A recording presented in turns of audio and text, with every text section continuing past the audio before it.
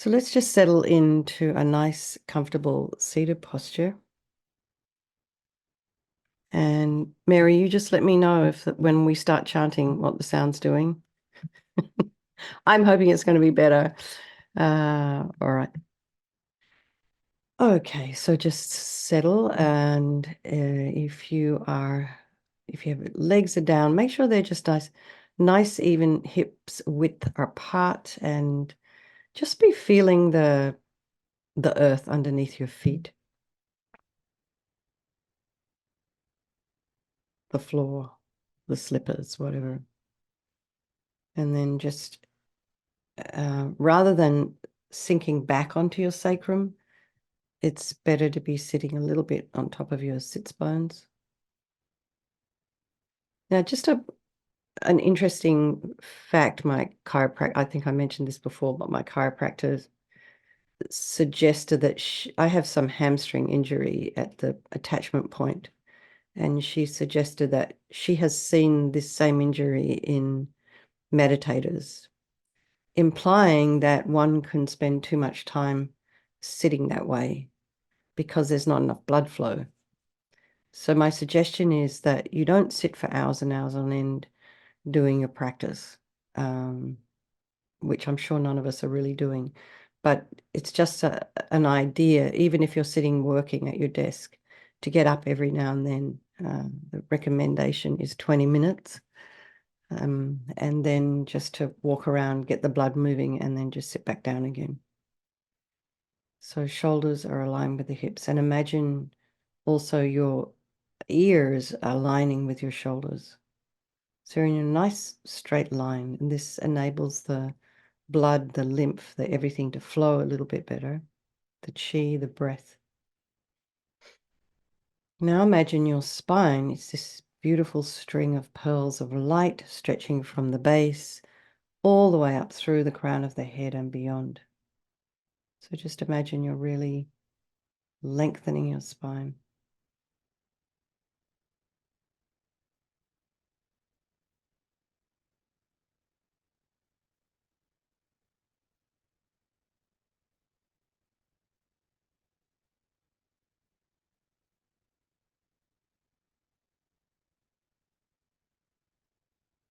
And then just bring your awareness to the crown of the head and just allow a little bit of softening there. Maybe you can feel some sensation, the crown of the head. Relax the forehead and the eyes, the nose, the cheeks, the area around the mouth. Relax the jaw and the back of the head. Just at that occipital bone at the base of the skull. Just see if you can release any tension there. And then maybe notice how that impacts the face. So think about just relaxing the back of the tongue and the temples.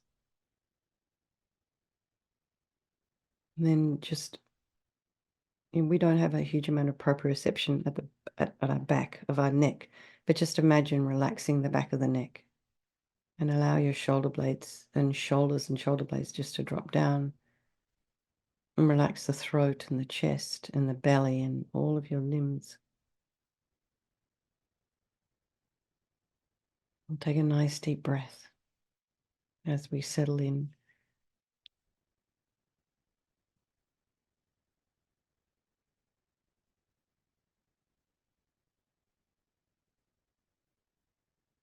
And be aware if you have any sounds, if there are any sounds in your environment. I'm constantly amazed up here at the absence of sound. I hear birds and things in the morning, but it's just very little else.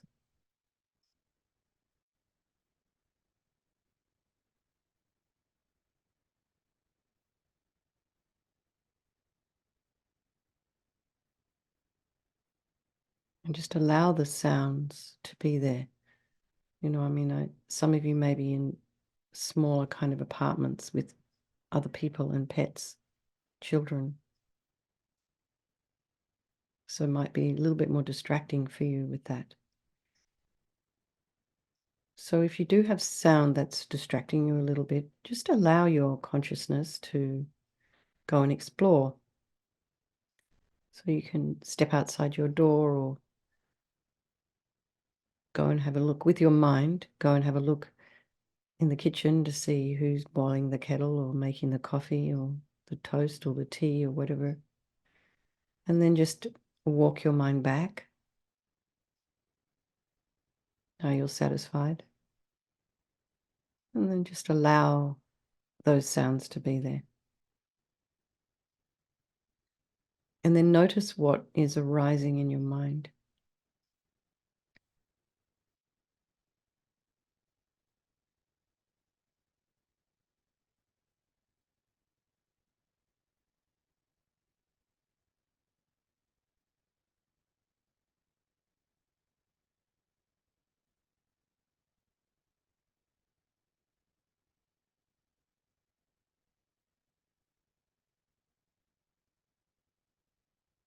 And try not to judge or criticize.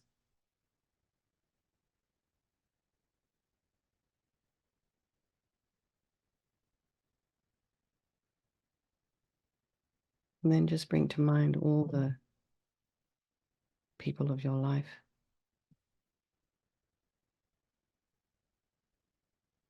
And we have people in our life who we have these very deep and profound relationships with. And then there's ones who are sort of, either we're angry with them or they're irritating or we just have aversion.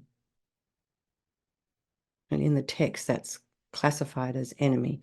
So in our culture, we see an enemy as like a war opponent. According to the Tibetan Buddhist text, the Lam Rim, they describe the enemy as this person we just don't like. And then there's our strangers. And due to our karma, due to our relationships with each other, due to this nature of impermanence, things constantly changing, our relationships are also changing. And they could even change place. And that does happen. That's why we have divorce courts.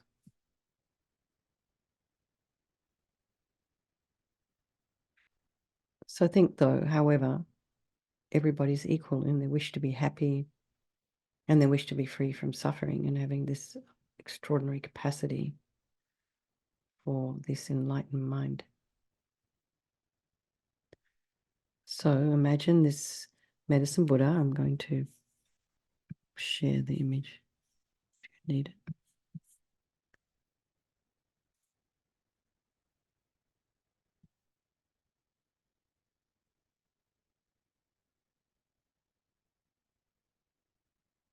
So you can imagine medicine Buddha is a few inches above the crown of your head, sitting on a moon disc. And this is resting in the center of an open lotus.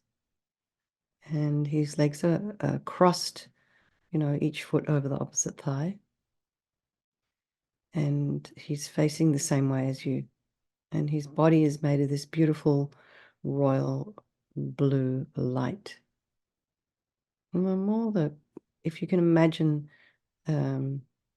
sapphire, it's crystalline. So you get this idea of light being reflected and radiating out. And his right hand is resting on his right knee in the gesture of granting sublime realizations. So that is the back of the hand, and the thumb and the forefinger are holding, they're kind of touching in this, and yoga, it's the chin mudra, but they're touching, but it's holding a medicine plant. They call it the Aurora Marabalan plant. I should ask my Tibetan doctor what that is. And his left hand is in his lap, and this is the gesture of concentration. So that's just with the palm facing upwards. And he's holding a bowl filled with the nectar. And this bowl is also made of this light, sapphire light. This is beautiful light body above the crown of your head. You can also imagine this is the mind of your teacher. This makes it a little bit more personal. He's wearing the 3 saffron robes of a monk and has all the signs and marks of this kind of fully enlightened Buddha. And he has a beautiful, peaceful, smiling face. No anger, no kind of judgment towards you, no critical thoughts towards you. Just accepting you exactly as you are turning up this morning. Just as you are. Perfect. And he's looking at all the beings of your life in exactly the same way. Compassion, loving kindness. So just for a moment or two, let's just imagine the Buddha above the crown of the head and your head, and just understand that he is the embodiment of all enlightened beings and their sublime qualities. So really try and get a sense of this peace and compassion emanating from this Buddha above the crown of your head.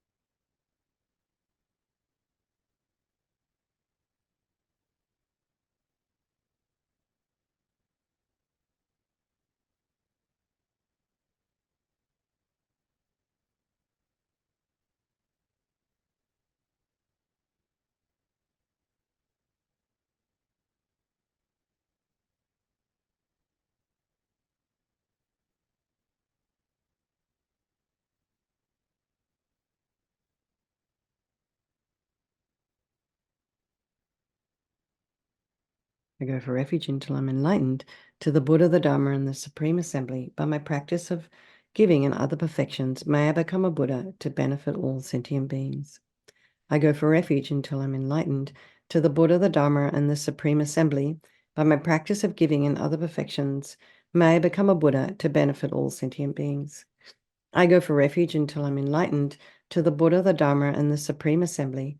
By my practice of giving and other perfections, may I become a Buddha to benefit all sentient beings. May all sentient beings have happiness and the causes of happiness. May all sentient beings be free from suffering and the causes of suffering. May all sentient beings be inseparable from the happiness that is free from suffering. May all sentient beings abide in equanimity, free from attachment and anger that hold some close and others distant. So I'll say the prayer to the Medicine Buddha 3 times. To the Bhagawan Tathagata Arhat, fully enlightened Buddha, Medicine Guru, King of Sapphire Light, I prostrate, go for refuge and make offerings. May your vow to benefit sentient beings now ripen for myself and others. To the Bhagawan Tathagata Arhat, fully enlightened Buddha, Medicine Guru, King of Sapphire Light, I prostrate, go for refuge and make offerings. May your vow to benefit sentient beings now ripen for myself and others. To the Bhagawan Tathagata Arhat, fully enlightened Buddha, Medicine Guru, King of Sapphire Light, I prostrate, go for refuge and make offerings. May your vow to benefit sentient beings now ripen for myself and others. So then imagine infinite rays of radiant white light flowing down from the heart and the body of the Medicine Buddha. And just imagine that this light fills your body and purifies all disease and afflictions due to all of the causes of our problems, which is all of this negative karma. And in the text, they also mention, some of our negative problems being caused by spirit harm. So just imagine all of the causes of this, which is our karma and delusions and mental obscurations. And all these negativities, they leave your body in the form of thick black liquid like engine oil, and your body becomes as clean and clear as crystal. And you can imagine that all beings are being purified in the same way. So we'll recite the mantra and just imagine this beautiful white light. O Jaya Taom Bekanze Bekanze Ma Bekanze Bekanze Raja Samangate Soha Jaya Taom Bekanze Bekanze Mahabekanze, Bekanze, Raja Samagate Soha, Tayatam, Bekanze, Bekanze, Mahabekanze, Bekanze, Raja Samagate Soha. Tayatam Bekanze Bekanze Maha Bekanze Bekanze Raja Samangate Soha Tayatam Bekanze Bekanze Maha Bekanze Bekanze Raja Samagate Soham Chaya Tam Bekanze Bekanze Maha Bekanze Bekanze Raja Samagate Soham Tayatam Bekanze Bekanze Ma Bekanze Bekanze Raja Samagate Soham.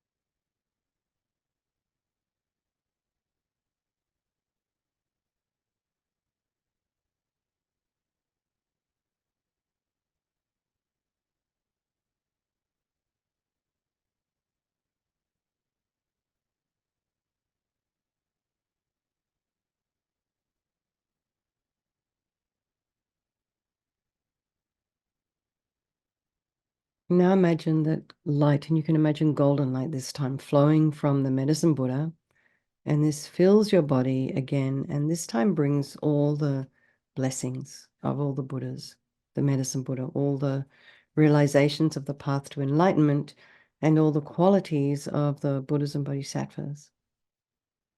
So you can imagine that the same thing is happening to all the other beings, and but particularly the ones you don't like, all the strangers. It's very easy for us to imagine this is happening to the ones we love. But try and think of everybody and feel that all the other beings have actually received all of these excellent qualities and that you have received the blessings and the inspiration of the Medicine Buddha. Om Jayata Bekunze Bekunze Maha Bekunze Bekunze Raja Samangate Soham Jayata Bekunze Bekunze Maha Bekunze Bekunze Raja Samangate Soham Tayata Bekunze Bekunze Maha Bekunze Bekunze Raja Samangate Soham Tayata Bekunze Bekunze Maha Bekunze Bekunze Raja Samangate Soha Tayata Bekunze Bekunze Maha Bekunze Bekunze Raja Samangate Soha excuse me. Tayata Bekunze Bekunze Ma Bekunze Bekunze Raja Samangate Soha Tayata Bekunze Bekunze Ma Bekunze Bekunze Raja Samangate Soha.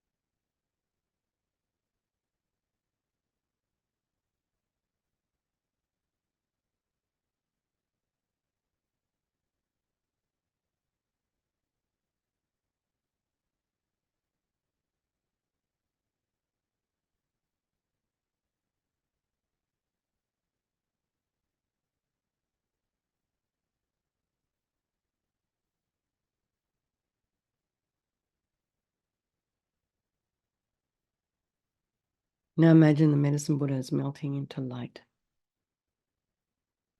And this just kind of melts and absorbs into you through the crown of your head and just kind of comes and settles at your heart. This beautiful blue healing enlightened energy is settling at your heart.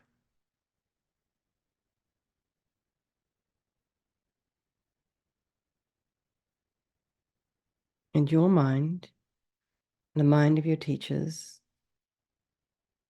the mind of the Buddhas becomes one.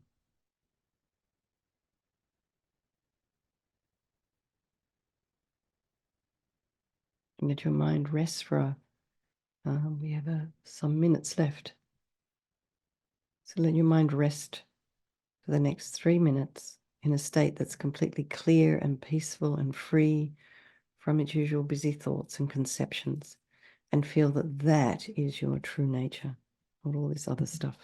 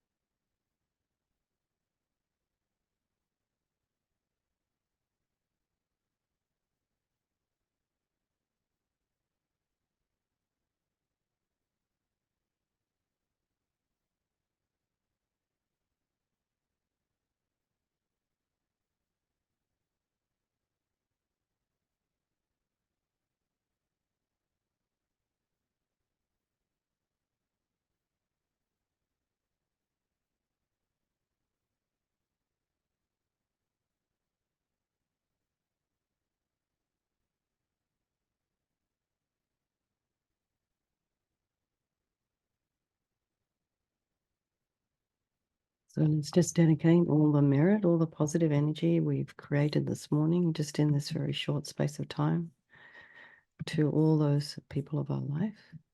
And I'm having difficulty here trying to unshare the screen. Okay, never mind. There it is. Let's just, I don't know what happens. Sometimes it gets stuck. Okay, let's just dedicate all that positive energy we've just created to all those people of our life and to Otis, the cat. None of you know Otis, neither do I, but anyway, I said I would do this. But we've all had cats that have passed away, and Otis was 19. So he's just another sentient being. May we wish him well on his way and maybe have a precious human rebirth or a rebirth in a pure land. And there's another precious cat in the screen behind Karen. Yep, and it saw me. It heard me. It turned around. Okay. All right, everybody. Have a wonderful day. I will see some of you this evening. Lots of love, and thank you for hosting, Mary. Okay. Bye, everyone. Bye-bye. Thank you. Thank you.